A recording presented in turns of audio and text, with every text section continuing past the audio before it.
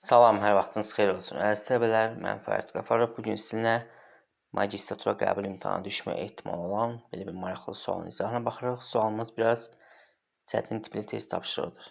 Eyni zamanda dimində bazı sualdır və imtahana düşmə ehtimalı daha çoxdur. Gəlin baxaq sualımızın izahına.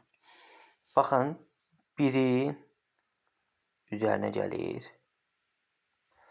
4-ün yarısını, yəni 2-ni. Alır burada 3.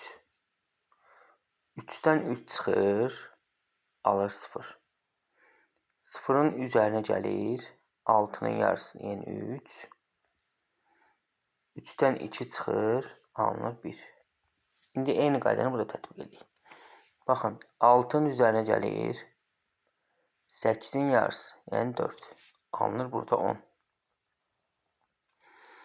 10'dan 7 çıxır, alınır 3. 3'ün üzərinə gəlir 10'un yarısı, yəni 5.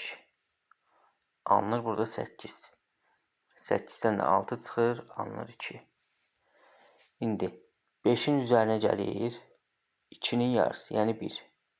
Alınır burada 6. 6'dan 9 çıxır, eləyir -3. -3'ün üzərinə gəlir 14'ün yarısı, yəni 7.